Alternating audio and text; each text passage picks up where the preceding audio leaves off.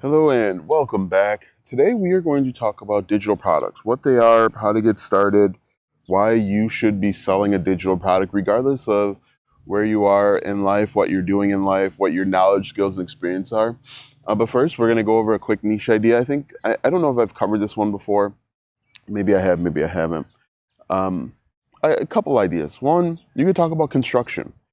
There's construction going around all around us, but people have questions about construction. What each thing inside of the construction does, when you drive by, you see the different tarps, you see the different, like you see someone putting together a house and you see that like that paper type siding, what that is, what it does. If you've got experience in construction, you can simply create content to help people understand what it is, the process. For example, when we built our house, we built it from the ground up.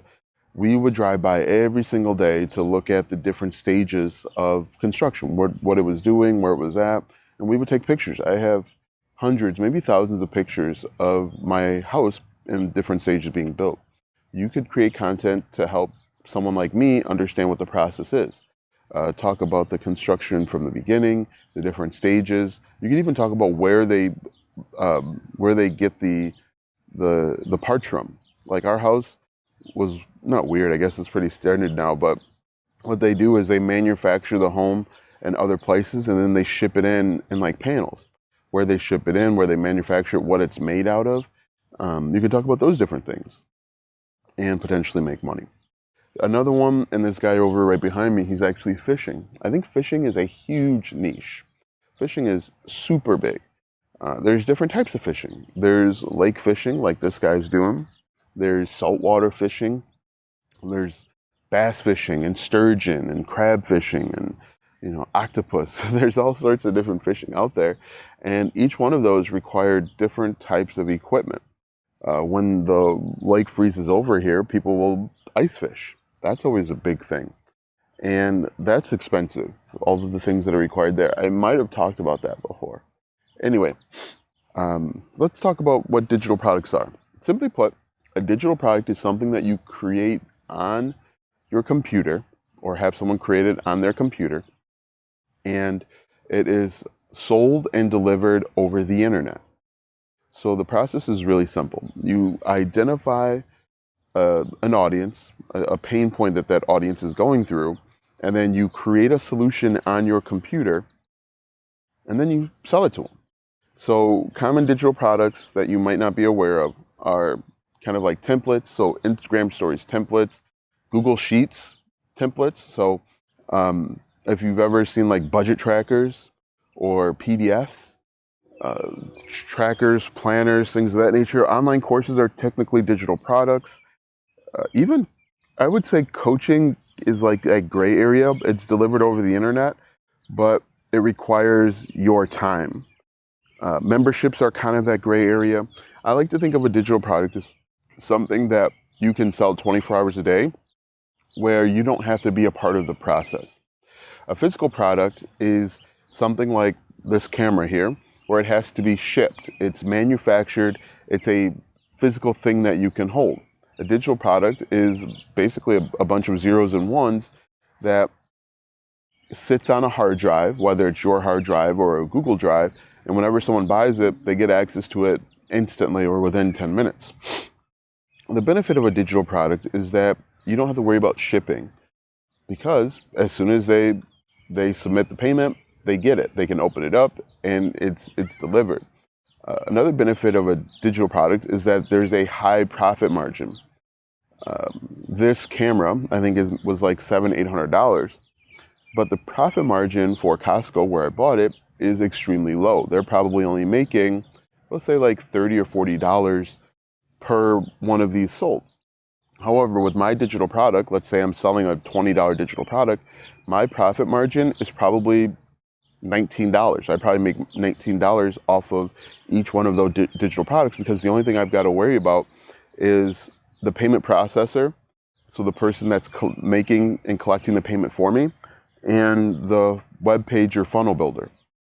And other than that, and maybe my email marketing provider. But other than that, I'm keeping it all. So with digital products, You're creating something that solves a problem. It's on a computer or a hard drive. It is something that they get instantly and that they can implement into their life. And there are different types of digital products. There's what's called low-ticket digital products that help people solve a very specific problem quickly within days, weeks, or months. There's a medium digital product that takes a little bit longer. And then there's kind of like a high-ticket digital product that solves a bigger problem, but it takes longer to achieve. Most people, when they're getting started, they should be creating a low-ticket digital product that helps people solve an immediate result.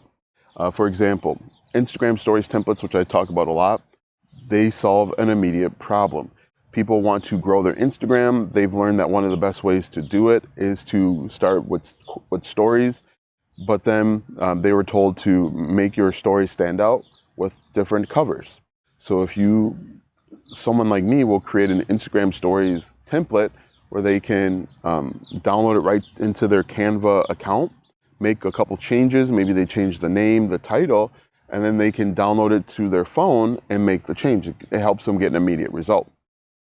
Now, you can come up with a digital product for literally any niche. I've seen digital products like wedding table numbers. I've seen save the date templates. I've seen like birthday templates. And what's really cool about a digital product is you can use different software like Canva to make it. If you know how to make something in Photoshop, you can use Photoshop. But you can use Google Sheets or Microsoft Excel or Word or literally any computer program. Now, you don't just have to think about kind of like the artsy kind of stuff.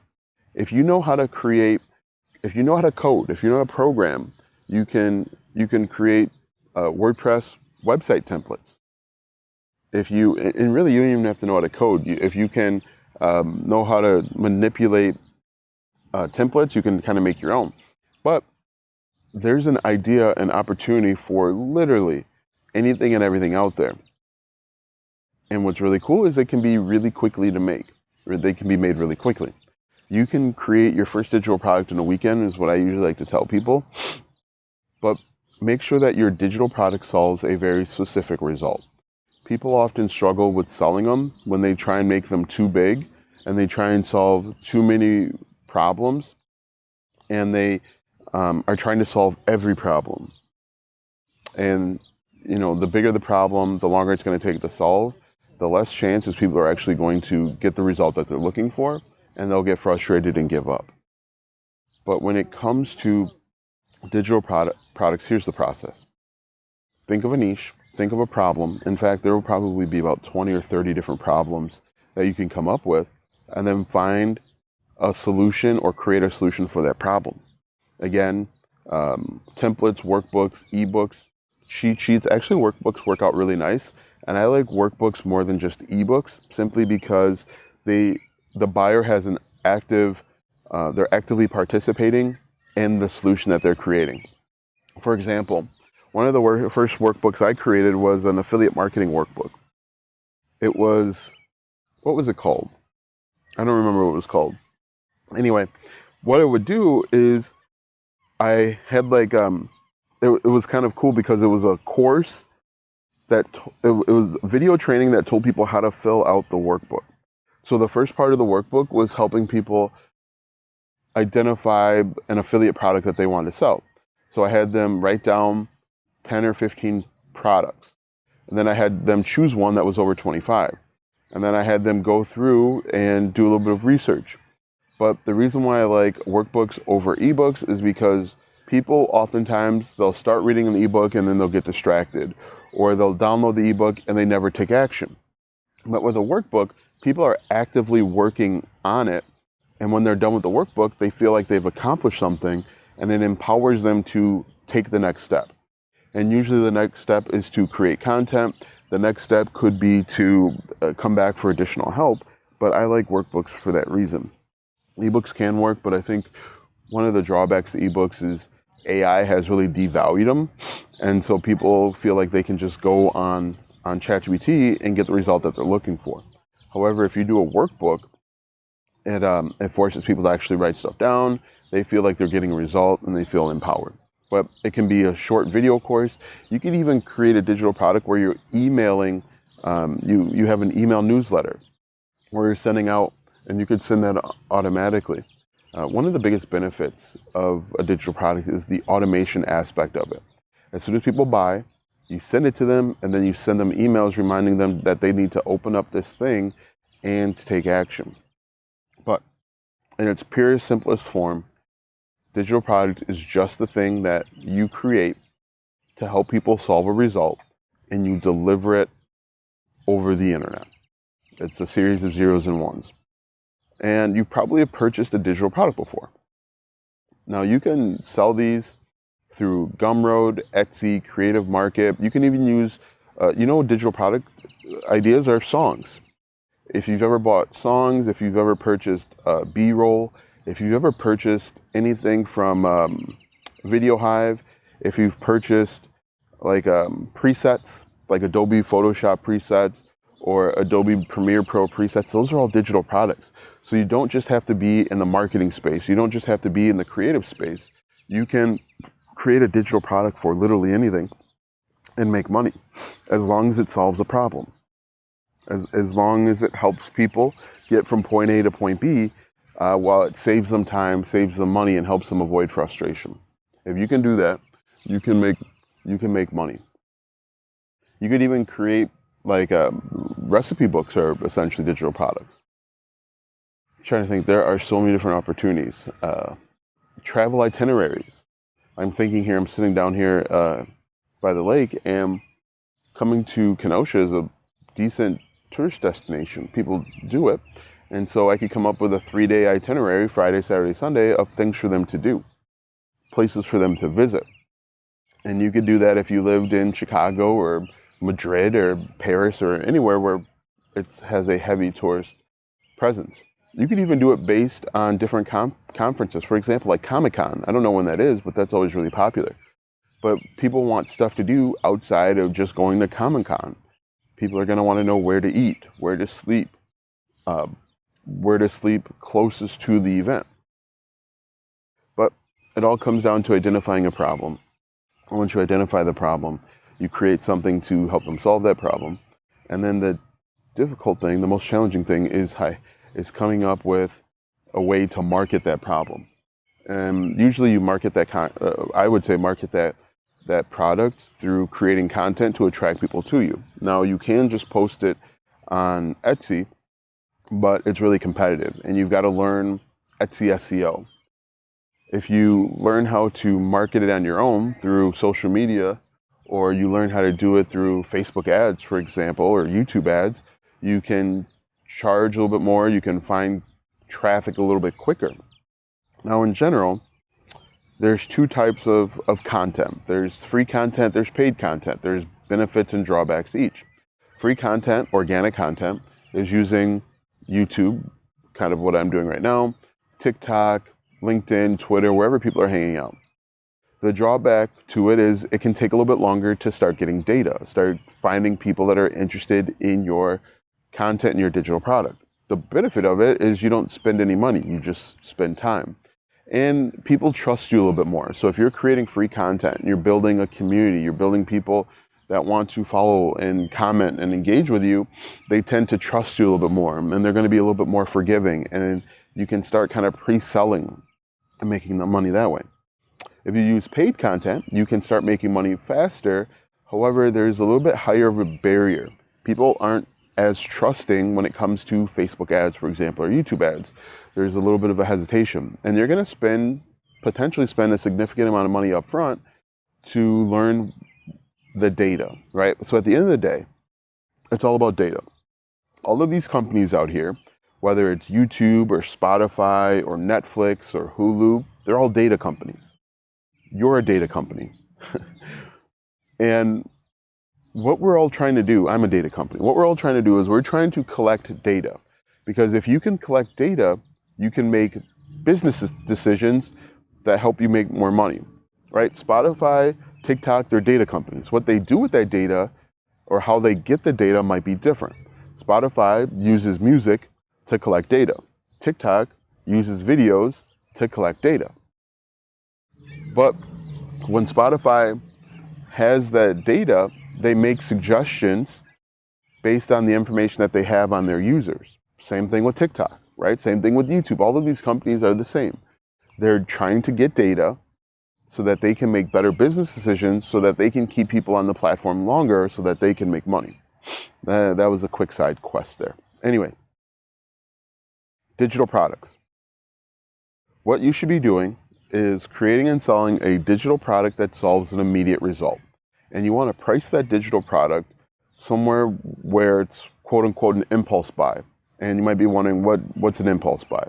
If you've ever gone to the grocery store and right before you check out, you see the candy bars, you see the tabloid magazines, you see, the water and the Gatorade.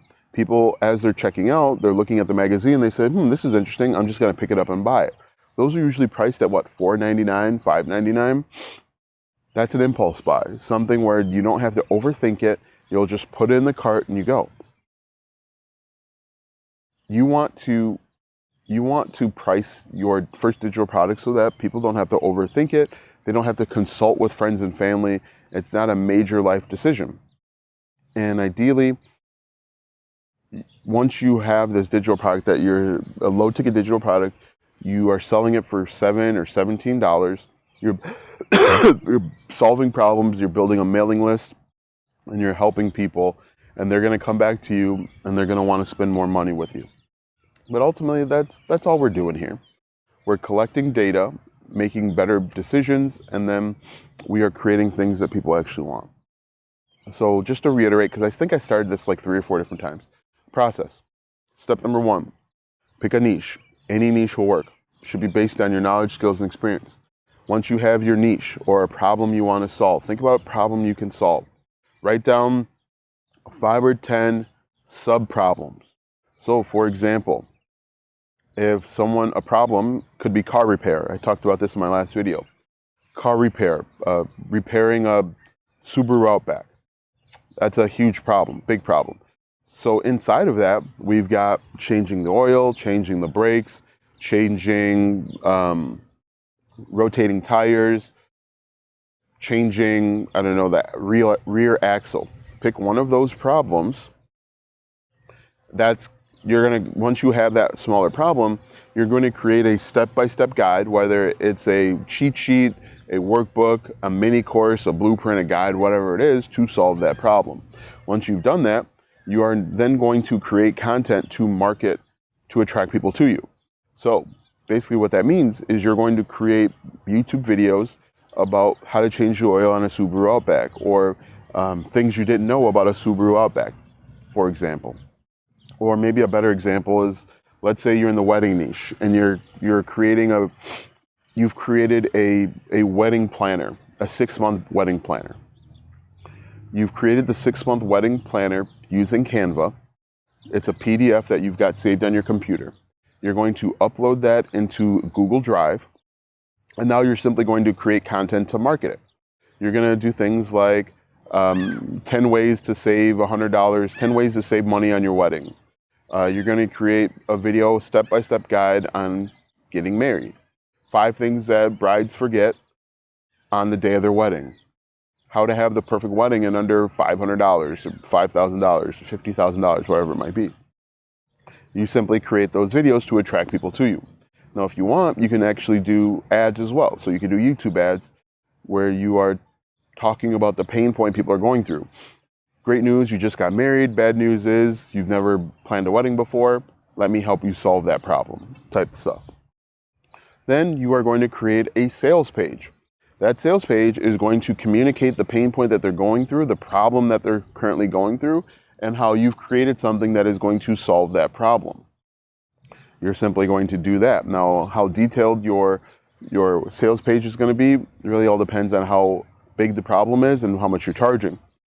Anyway, you're going to create that sales page either through Gbolt Systems or Etsy or Gumroad. I recommend either using Gumroad or Gbolt Systems. You can make more money, keep more of the money there. And then you're just going to keep making content to attract people to your offer, to the thing that you're selling. Then, once people go to your sales page, they're going to buy. You're going to get a payment processor, so Stripe, PayPal, Wise, I think might be one. to collect the payment. When they click pay and they pay, you're going to send them a link to that digital product that they can download, and your payment processor is going to collect the money. That's the process. What you should also be doing too is making sure that you're collecting the emails of the people that are buying from you so that you can provide support, make sure that they're getting their needs met, and then potentially sell them something else. But that is how you build a digital product business that makes you $300 a day. And it all starts with a $7 digital product or $17 digital product. Let me know if you have any questions. That is the process step by step. It's real simple. It's not easy. It takes consistency, persistence, trial and error. It takes failing. It takes being willing to fail, being comfortable knowing that you might fail and still want to take the risk anyway. Most people aren't comfortable with the risk of failing, and so they are hesitant to do so. Let me know if you have any questions. If not, we'll see you in the next video.